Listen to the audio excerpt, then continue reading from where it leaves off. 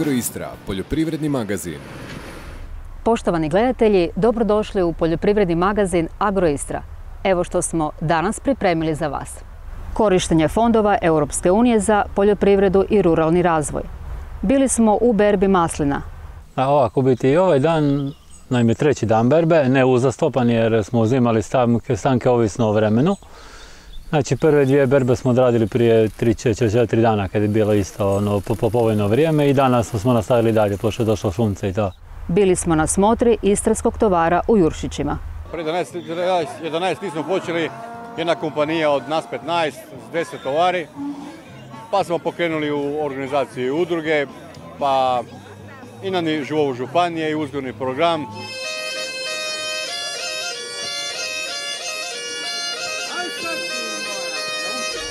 Istarski pršut upisan je u registar zaštićenih oznaka izvornosti i zaštićenih oznaka zemljopisnog podrijetla. Time je Hrvatska dobila, pored krčkog pršuta, ekstra djevičanskog maslinovog ulja, Cres, neretvanske mandarine, ogulinskog kiselog kupusa, baranjskog kulena i ličkog krumpira, još jednu oznaku čiji je naziv registriran i zaštićen na zajedničkom tržištu Europske unije. Prosječna tjelesna masa svinja kod klanja mora biti najmanje 160 kg žive vage, a svinje moraju biti stare najmanje 9 mjeseci.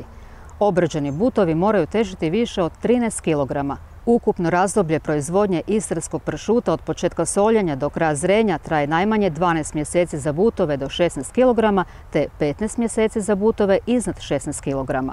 U trenutku stavljanja na tržište pršut mora težiti najmanje 7 kg.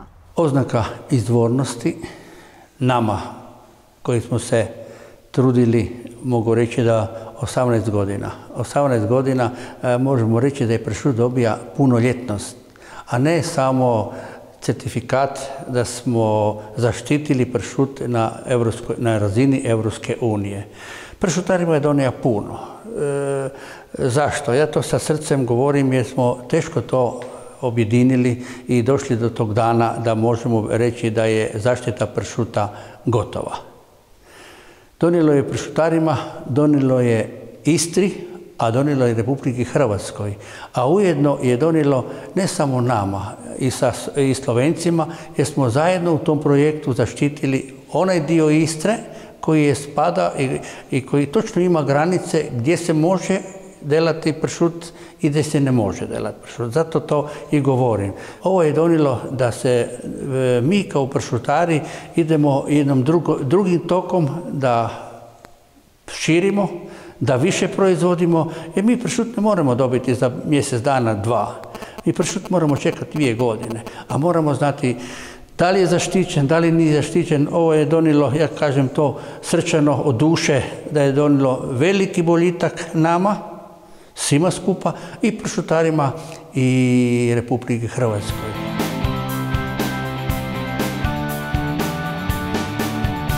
Nakon hrvatsko-slovenskih, novi sukobi oko imena teran. Talijansko ministarstvo poljoprivrede nedavno je poslalo Odboru za poljoprivredu regije Furlanija i Julijska krajina obavijest o zabrani prodaje terana pod imenom Terano, vedeno od sorte Refošk. Hrvatima je potpuno zabranjena uporaba imena teran, sinonima za crna vina, jer smo mi od vajkada pili teran i malvaziju. Na putku svog ministarstva usprotivili su se talijanski proizvođači terana, 15 na talijanskom krasu i 3 u brdima. Kažu kako je teran sin krasa i kako ime trebaju koristiti i slovenski i talijanski vinari. Pa gdje je i što je teran?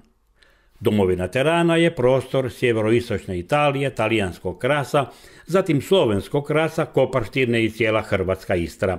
Ukupna površina u 3 države je oko 1000 hektara. Slovenci vino proizvode od sorte Refošk, Talijani ga poznaju i proizvode kao Terano, a mi imamo i grožđe i vino imena teran. Zapravo već nemamo, a neće ga imati ni Talijani. Činjenica je kako su Slovenci teran maksimalno brendirali ili učinili su ono što mi s malvazijom, ali to ne isključuje mogućnost pijenja terana u sve 3 države. Činjenica je također da je Hrvatska kasno reagirala te pravno lako može izgubiti bitku za tradiciju. ali uz zajedničku tisućljetnu povijest tri države u teranskom trokutu opet su ujedinjene. Europa nas je ujedinila, hoće li razumjeti da su Vinogradi i Terana spojeni, povezani, hoće li shvatiti da Teran može povezivati, a ne razdvajati ovih nekoliko tisuća kilometara četvornih. Pršut je dobar primjer spajanja teritorija i naroda. Nakon višegodišnjeg natezanja, rasprava, dokazivanja, ta delicija će dobiti zajedničku euromarkicu istarski pršut. Proizvodit će se u Hrvatskoj i Sloveniji. Hrvatska je ovime pristala na kompromis, a nije baš morala. Za zaštitu smo izdvojili dobre novce, imamo proizvodnju, tradiciju i tržište. No pristali smo da ono malo proizvođača u slovenskoj Istri prave pršut po zajedničkom hrvatsko-slovenskom pravilniku o zaštiti. A kako su samo povezani teran i pršut i kako se sljubljuju?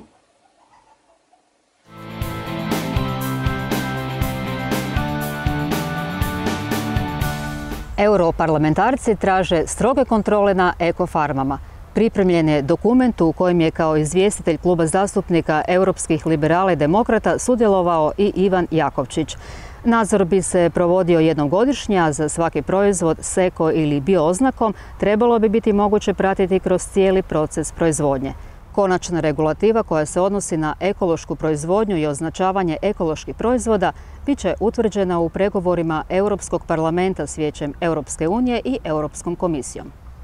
Organska poljoprivreda sve je prisutnija u ukupnoj europskoj poljoprivredi, sve više prostora zauzima, sve važnije je i tržišni segmenti koje pokriva bio ili eko ili organska poljoprivreda postaju danas važan dio europske poljoprivrede, važan dio ukupnog gospodarstva Europe.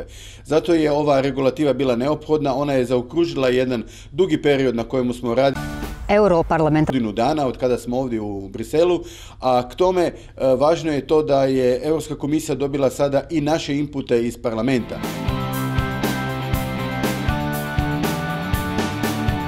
Marko Bjažić provjerio je kako su korišteni fondovi Europske unije za poljoprivredu i ruralni razvoj. Azrija, Agencija za ruralni razvoj iz Pazina, realizirala je u suradnji sa europskim institucijama, pa i europskim novcima, nekoliko značajnih projekata. Neki su završeni, neki su u tijeku, a neke valja očekivati. Upravo Agencija za ruralni razvoj Istre ima u provedbi projekt Kava, dakle projekt koji radimo sa partnerima koji smo uspostavili partnerstvo u prošlim projektima. Riječ je o projektu koji se provodi u sljedećih 30 mjeseci, a za glavni cilj ima mobilnost učenika, odnosno pokušaj da se lokalna hrana uvede u jelovnike kako srednjih tako i osnovnih škola. Evo, imamo netom završena dva projekta, to su projekt IPATEH i projekt Sinergija. Sa tim projektima smo osposobili dio tog šireg centra za ruralno-regionalni razvoj na Gortanovom brijegu. Imamo osposobljen ured za energetsku učinkovitost. On je fokusiran najviše na energetsku učinkovitost ovog agrarnog dijela poljoprivredne proizvodnje i poljoprivredne prerade. I tu faktički svi naši potencijalni korisnici mogu doći do vrijednih informacija kada je riječ o smanjivanju energetske potrošnje i o energetskoj efikasnosti. Putem projekta IPATEH promovirale su se poljoprivredne inovacije na području naše županije i nabavljena je jedna mobilna inovativna trgovina koja ima napajanje opet preko obnovljivih energetskih izvora i koja služi našim poljoprivrednicima za prodaju poljoprivrednih proizvoda. To su projekti koji su završili u ljetos, prošlo ljeto, i sada imamo još u prijavi jednog aktivnog za kojeg čekamo odobrenje preko Interreg programa i još 4 njih koje mislimo prijaviti za naredni program koji se zatvara početkom sljedećeg mjeseca. Projekt APRO je završio, no čini se kako će trajati godinama. Riječ je o prekograničnoj inicijativi Hrvatske i Slovenije za zaštitu biorazličitosti. Projekt je završio, ima već 2 godine, pune 2 godine. Završio je krajem, 31. ožujka 2013. godine. Međutim, taj projekt je projekt koji je faktički samo otvorio jako puno pitanja i jako puno novih projektnih ideja koje iz njega slijede. Ono što u svakom slučaju njegova dobra strana je i da se otvorilo pitanje da počinjemo kao društvo razmišljati čemu nama treba stočarstvo općenito i da shvatimo da smo mi faktički, ako želimo upravljati prostorom kako spada, osuđeni na stočarstvo. Naravno, ne na ono stočarstvo u kojima ćemo imati tisuću grla goveda na jednom mjestu, nego na upravo naše tradicijsko stočarstvo koje je i stvorilo ovaj naš prostor kakav jest. Prva temeljna stvar je da su naši stručnjaci, i hrvatski i slovenski, se dobro upoznali kroz projekt, da su upoznali i uzgajivači, da su počeli međusobno komunicirati. Činjenica je s projektom da je u Sloveniju reintroducirano istarsko govedo, tamo gdje je ono od uvijek bilo, odnosno od svog nastanka. I ono što je također benefit tog projekta, dakle dobrobit tog projekta, je činjenica da su ta goveda koji su tamo reintroducirana ostali dio za jedne jedinstvene populacije. Naime, i kod drugih pasmina imamo tako manji broj s jedne i s druge strane životinje, dakle manji broj grla s jedne i s druge strane, i ukoliko bi zajednički tako nastavili, imamo šanse očuvati pasmine. U pograničnom području Slovenci gotovo nemaju magarca, a mi smo rekli da imamo. I zaštićenog. U pograničnom području Slovenci imaju imaju magarca, ali nemaju istarskog magarca. Mi smo zaštitili istarskog magarca i ono što moramo raditi je da započnemo sustavnu selekcijski rad na istarskom magarcu kako bismo onda mogli potvrditi da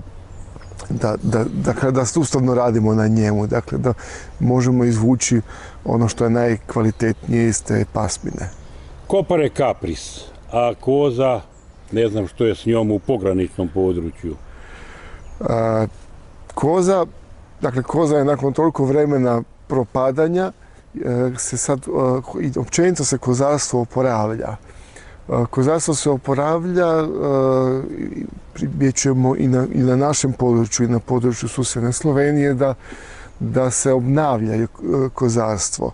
Mi smo sa projektom dokazali postojanje i također autohtone istarske pasmine, istarske koze, i ona je jako mala populacija, ona nema velikog gospodarskog značaja, niti vjerojatno neće imati, ali ima ono što je bitno, ima emocionalnu i etnografsku vrijednost. Gospodine Šubra, gdje je tu čovjek? Čovjek, nažalost, čovjek je svugdje prisutan. Ukoliko bi nam se čovjek gubi, a izgubio nam se nažalost, govorimo o Čičariji koja nema 10% stanovništva koje je imala prije 100 godina. Dakle, o općini Lanišće govorimo koja danas ima manje od 350 stanovnika. Druge općine uz granicu nisu ništa bolje situaciji. Moramo shvatiti da ukoliko čovjeka nema, nećemo ništa moći na tom prostoru raditi. I koliko mi danas guramo od sebe stočarstvo, toliko će, ja vjerujem, i moja generacija koja mora još raditi bar 15-20 godina, a naročito generacija naše djece, plaćati porez da netko živi gore i održava taj naš prostor.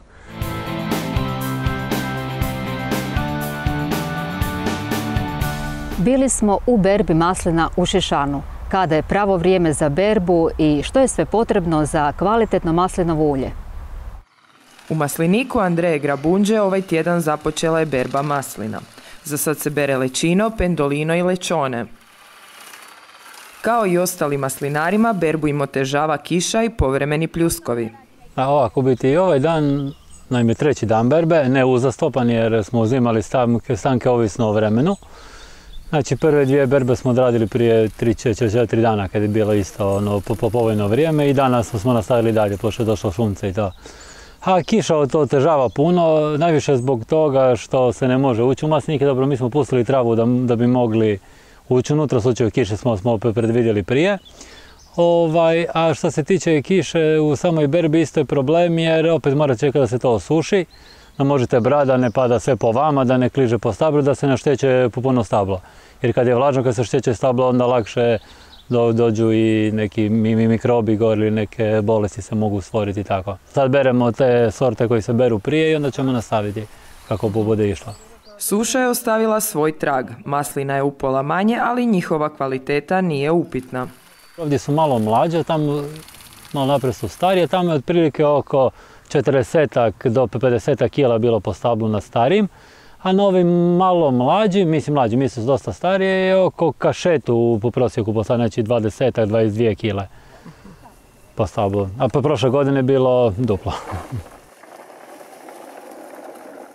Evo, kao što se vidi, plod je perfektan, znači nema uboda, nema ničega, zdravije, jedino što je manja količina iz razloga što je bila suša i recimo da je upola manje ploda nego lani, ali ulje će biti vrhunske kvalitete. Berba općenito radimo sa tresačem na većim stablima, nešto ručno i tako nemamo nikakvih strojnih, jer tresač puno pomogne jer prinosi da puno brže se pobere. Sa njime se može pobrati 60-70 kila po stablu u jednom satu. Ručno traje puno više, a mi kombiniramo jedno i drugo. Nekad su ljudi brali kad su bile sve crne su čekali, međutim to ne daje kvalitetno ulje. Za dat kvalitetno ulje biti najkvalitetnije kad je negdje neka sredina. Kažu da 2/3 ploda da bude crno na stablu. Ove godine možda ide to će biti ni na pola jer jednostavno i pigmentacija kasni sve zbog tih kiša, ali u globalu 2/3 ploda da bude crno, onda je najkvalitetnije ulje. Lijep dan treba maksimalno iskoristiti, pa u uljaru stižu tek kada padne mrak. Zbog lošeg vremena još uvijek nema gužve u uljari. Masline idu odmah na preradu. Znači danas smo pobrali oko 320 kila. To je, ajde, mogli smo i više, ali pošto je vrijeme kako je, smo zadovoljni sa time. Sad smo desili uljeru, evo odmah smo stavili unutra i ne znam, očekujemo, ćemo vidjeti, sve preko 90% bit ćemo zadovoljni. Moramo čekati otprilike, sad je stavljeno unutra nekih sat vremena otprilike se čeka, pa onda uzmemo mlado ulje. Dok Andreja i Ivana nestrpljivo iščekuju koliko će masline dati ulja, masline se pripremaju za preradu. Znači maslina prvo ide na ventilator gdje se odvoji list, jer uvijek nešto u berbi bude lišća. Onda se peru plodovi i oprani plodovi odlaze u mlin gdje se kompletno sve samelje, plod sa košticom, s kožicom, s pulpom. Miješa se 45-50 minuta ta pasta. Nakon toga kad je ona spremna, odlazi u dekanter i dekanter odvoji uljni mošt od ostale mase. Taj uljni mošt još jedanput odlazi na separator ili filter gdje se u biti isfiltrira i to je gotov proizvod. Ovo nije automatski proces, znači to je poluautomatski. Mi kontroliramo svaki proces. U biti određujemo brzinu ulaska maslina u mlin, vremenu miješanja paste, brzinu paste koja odlazi u dekanter. Znači sve to mi, ovisno o sorti, ovisno o maslini, određujemo. Znači nije svaka maslina da se radi isto, svaka se radi različito, znači to treba sve pratiti. Ove godine radmani su puno bolji nego prošle godine. Normalno radman uvijek ovisi o sorti, o području, svako područje ima drugčije radmane, to je jedna opširna tema. Znači ovisi u kakvoj kondiciji stablo, kako se obrađuje to stablo, koliko kila ploda ima na stablu, ovisi o puno faktora. Znači radmani su puno bolji za razliku od prošle godine. Prošla godina je bila kišna godina, za razliku od ove godine je sušna godina i odmah u startu smo imali lijepe radmane. Berba je taman krenula i odmah je i stala jer je kiša nas zaustavila i sljedeći tjedan će početi onaj pravi bum ili špica sezone. Prošlo je oko sat i pol od kako smo stigli u uljaru. Mlado ulje je tu. Znači danas smo 316 kila bili pobrali, od toga dobili smo 33 kile ulja. Znači Radman je bio neki 10,5% i zadovoljni smo s obzirom na kakvo je vrijeme i sve. I tako nam je bio i zadnja 2 puta. Prvi put nam je bio 10, drugi put nam je 13 bio, tako da sve preko 10 smo zadovoljni. Naspram prošle godine što je bila katastrofa. Znači ulje mi sad skladištimo, inače on je za konzumaciju spremno odmah. Znači može se odmah konzumirati sve. I mi ga održimo 15-20 dana pa ga prebacimo u veće bačve i onda ga počnemo prodavati kad završimo berbu i sve kad. I nadamo se da će nas vrijeme poslužiti jer ovako kako je dalje nećemo finiti do novog lita.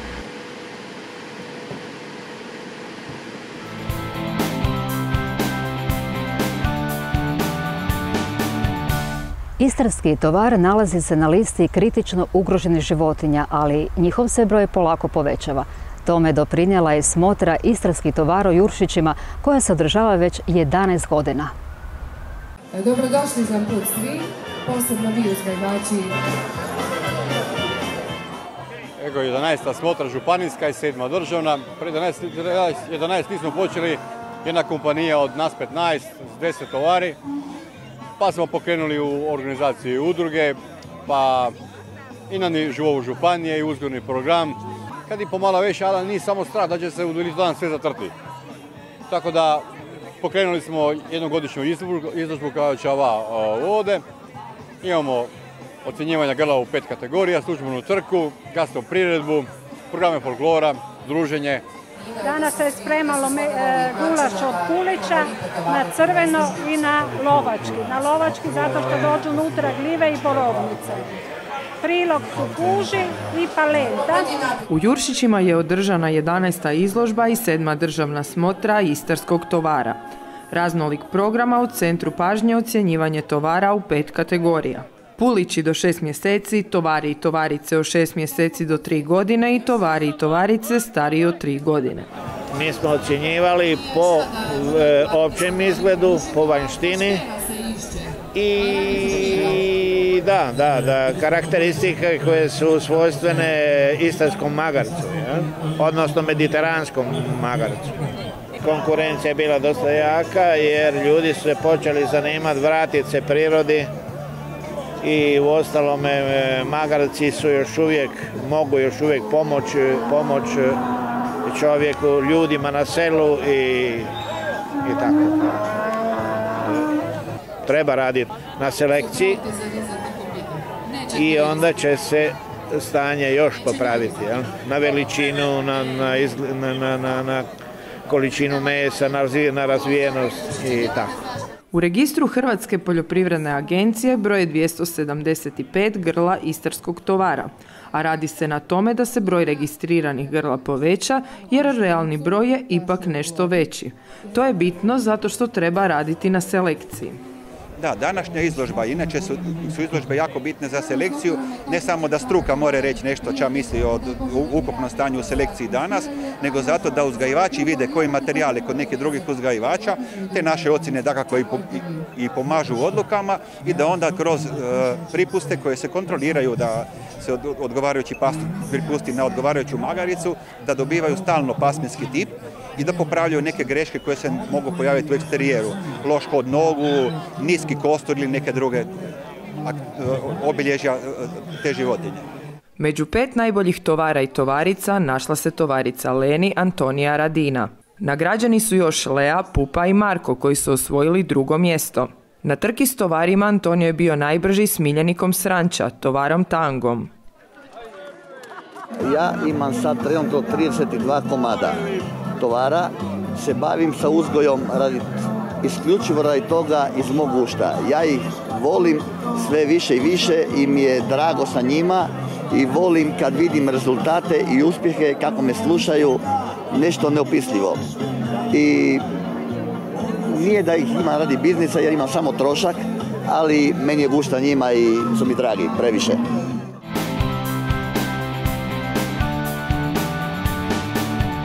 Gledali ste poljoprivredni magazin Agroistra. Ukoliko imate upita, savjeta, zanimljivosti, pišite nam na mail agroistra@iska.hr. Vidimo se sljedeće nedjelje u isto vrijeme.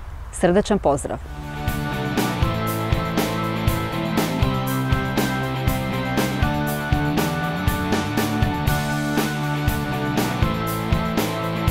Agroistra, poljoprivredni magazin.